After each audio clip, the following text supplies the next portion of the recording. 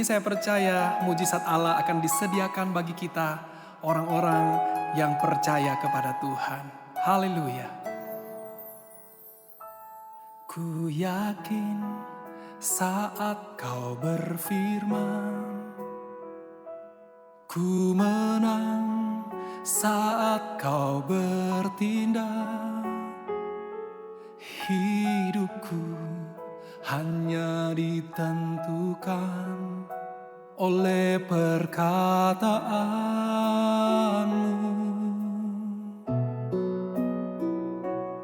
Ku aman karena kau menjaga. Ku kuat karena kau menopang. Hidupku hanya ditentukan oleh kuasa-Mu. Bagi Tuhan tak ada yang mustahil. Bagi Tuhan tak ada yang tak mungkin. Mujizatnya disediakan bagiku. Ku diangkat dan dipulihkannya.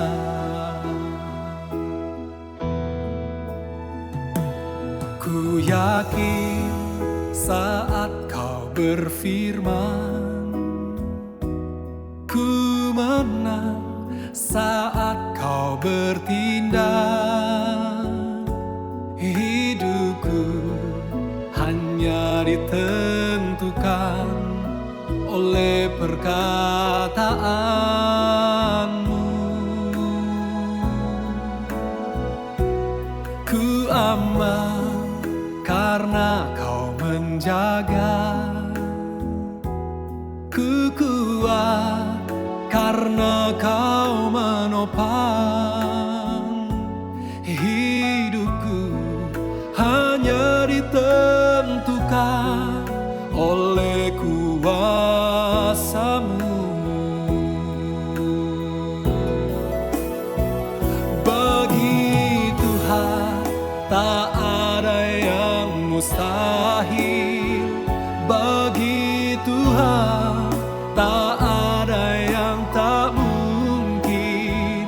Mujizatnya disediakan bagiku. Ku diangkat dan dipulihkannya. Oh, tak ada yang mustahil.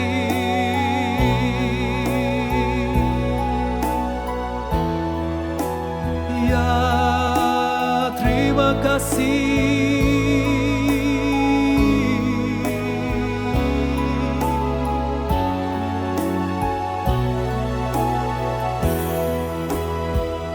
Bagi Tuhan tak ada yang mustahil. Bagi Tuhan tak ada yang tak mungkin. Mujizatnya disediakan bagiku. Ku diangkat dan dipulihkannya. Mujizatnya disediakan bagiku. Ku diangkat dan dipulihkannya.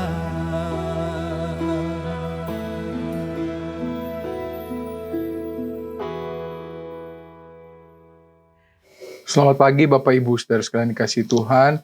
Senang sekali pada pagi hari ini kita bisa berjumpa di dalam kasih Tuhan. Dan saya percaya semuanya diberkati Tuhan dan dilindungi oleh Tuhan. Pada pagi hari ini saya akan berbicara tentang pemulihan yang saya ambil di dalam Ayub 42 ayat 10. Ya, saya bacakan. Lalu Tuhan memulihkan keadaan Ayub setelah ia meminta doa untuk sahabat-sahabatnya, dan Tuhan memberikan kepada Ayub 2 kali lipat dari segala kepunyaannya dahulu. Ya, Bapak Ibu kalau sudah tahu ya cerita Ayub, bagaimana keluarganya, bagaimana kesehatannya, ya bagaimana kondisi ekonominya, semuanya mungkin sangat aktual mungkin ya untuk hari-hari ini ya. Mungkin Bapak Ibu juga sedang mengalami, mungkin juga lebih dari Ayub atau mungkin juga nggak separah Ayub ya kalau saya boleh katakan. Tetapi firman Tuhan di sini dikatakan bahwa Ayub adalah seorang yang takut akan Tuhan ya. Dia hidupnya saleh, dia orang yang menjauhi kejahatan ya. Walau hanya mengenal Tuhan dari kata orang, Ayub menjaga hidupnya sedemikian rupa sehingga Tuhan pun memuji Ayub ya. Tapi di dalam keadaan yang baik, Tuhan pun mengizinkan Ayub itu mengalami suatu keadaan yang sangat-sangat buruk ya Bapak Ibu. Ya mungkin di dalam kondisi kita yang terpuruk, dalam kondisi kita yang tidak baik ya, mungkin sangat-sangat butuh pertolongan. Tetapi saya percaya apapun yang kita hadapi semuanya akan selesai. Akan pada akhirnya ya akan selesai juga ya.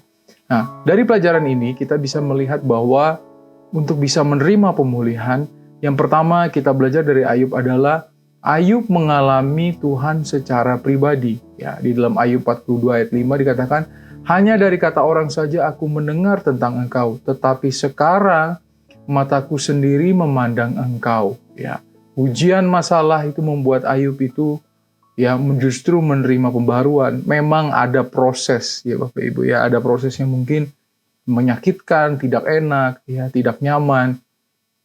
Tetapi Tuhan izinkan ini supaya memang pada akhirnya bukan saja dia dengar dari kata orang, tetapi sama seperti perkataannya di Ayub 42 ayat 5 adalah dia sekarang memandang ya dengan matanya sendiri, ya memandang Tuhan yang dia percaya. Ya, Bapak Ibu mungkin program keseharian kita, mungkin dalam kesakitan kita, dalam kesusahan kita, mungkin kita akan sulit sekali untuk melihat Tuhan atau merasakan Tuhan.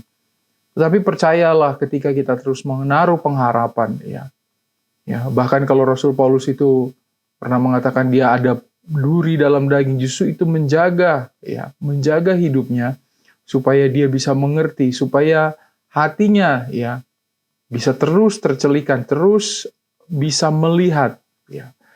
Justru dengan duri dalam daging seperti Rasul Paulus itu bisa merasakan pertolongan Tuhan ya. Kita bisa melihat bahwa ya manusia ini hanya sekedar debu ya. Ya kalau kita tahu manusia ini dari debu ya, dihembuskan oleh Roh Tuhan. Ya butuh pertolongan dari Tuhan ya. Mungkin banyak hal yang membuat kita sombong, membuat hal-hal kita merasa tidak perlu pertolongan.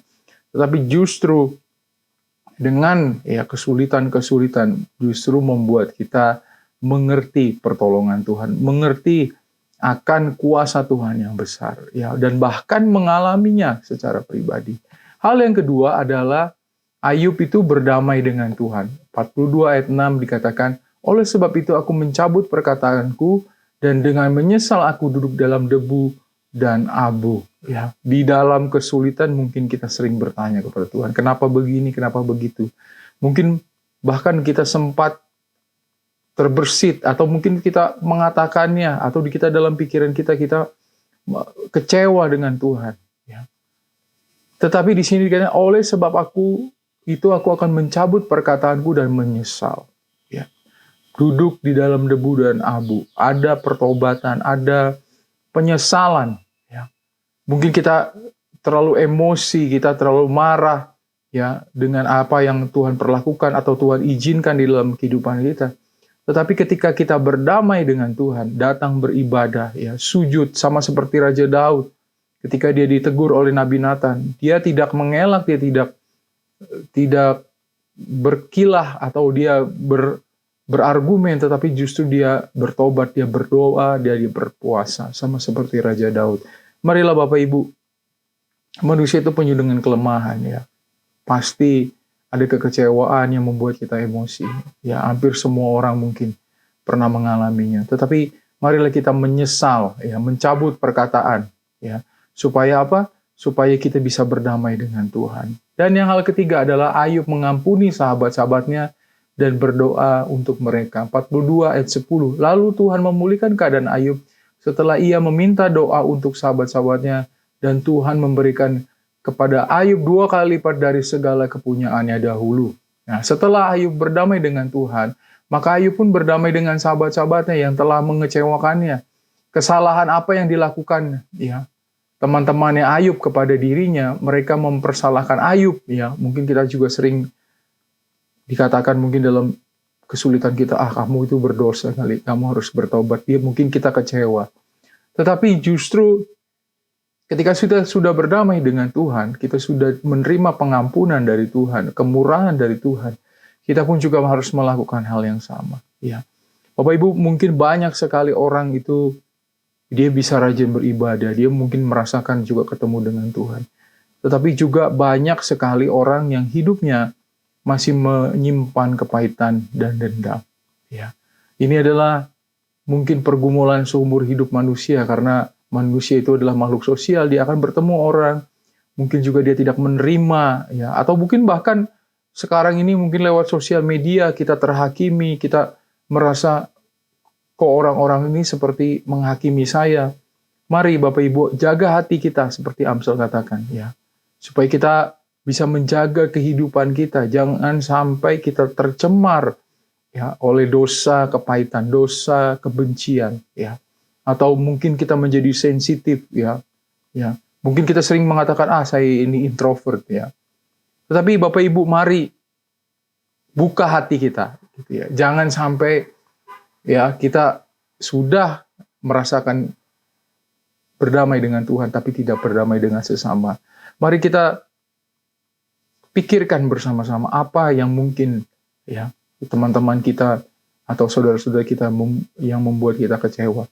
Mari kita maafkan, kita ampuni. Ya, Bapak juga pernah berkata, kalau kamu tidak bisa mengampuni manusia, aku akan tidak mengampuni. Ya. Kita adalah produk-produk pengampunan. Mari juga kita menghasilkan produk-produk pengampunan juga, Bapak Ibu. Ya. Kita diampuni, kita menerima kemurahan. Jangan sampai kita merasa saya ini paling suci, merasa saya paling kudus. Ya. Kita mau buka komunikasi, kita buka hati kita menerima kasih Tuhan. Ya. Ya, Bapak Ibu, mari kejar 3 hal ini ya. Kita mengalami secara pribadi, kita berdamai dengan Tuhan, kita berdamai dengan sesama. Saya percaya Bapak Ibu hidup kita dipulihkan. Mungkin dalam kondisi kita mungkin yang baik-baik saja, hal ini juga mengingatkan kita supaya kita menjaga kehidupan kita. Jangan sampai hal-hal yang mungkin kecil itu kita biarkan bertumbuh di dalam hati kita, bahkan membuat kita ya justru makin jauh dengan Tuhan. Ya, kita tidak tahu begitu ya. Mungkin perasaan kita merasakan itu normal-normal saja, menjadi sesuatu yang wajar saja, mungkin kita marah, ya. Tetapi ketika kita merasakan ya pengampunan dari Tuhan, ya mengalami pengalaman pribadi dengan Tuhan, kita juga berdamai dengan Tuhan. Dan saya percaya juga kita akan berdamai dengan sesama. Puji Tuhan. Mari kita berdoa untuk firman Tuhan. Bapa di surga, kami ucap syukur untuk firman-Mu. Biarlah Tuhan ini mengingatkan kami untuk bisa menjaga hati kami, kehidupan kami Tuhan. Supaya kami bisa bertemu Tuhan, Engkau kembali setiap saat Tuhan. Mungkin ada problema, kesakitan Tuhan. Mungkin kami tidak bisa merasakan kehadiran-Mu. Tapi biarlah Tuhan, hati kami mau buka seperti Ayub Tuhan Yesus. Biarlah Tuhan, Engkau yang datang mengalami Tuhan juga bertemu dengan kami Tuhan Yesus. Kau jamah, Kau pulihkan kami Tuhan dengan kasih-Mu. Dengan pengampunan kemurahan-Mu Tuhan. Dengan sesama kami, saudara-saudara kami, teman-teman kami Tuhan. Juga pulihkan, berikan kami hati yang lembut, hati yang mengampuni Tuhan Yesus. Karena kami adalah orang-orang yang sudah diampuni, dan kami juga akan mengampuni Tuhan. Dan kami menerima pemulihan daripada Engkau Tuhan Yesus. Kau tolong seluruh sidang jemaat yang ada, Bapak Ibu Gembala Tuhan Yesus. Bahkan kami berdoa untuk kota kami, Kota Malang, dan seluruh Indonesia Tuhan bangsa kami ini. Tuhan, Kau jaga, lindungi Tuhan Yesus, dibungkus dengan kuasa darah-Mu Tuhan Yesus. Tuhan kami Tuhan berdoa, Kau berkati Tuhan seluruh sidang jemaat-Mu apapun yang dikerjakannya pada hari ini, dan kami mau memulainya semua di dalam nama Tuhan Yesus Kristus. Haleluya. Amin.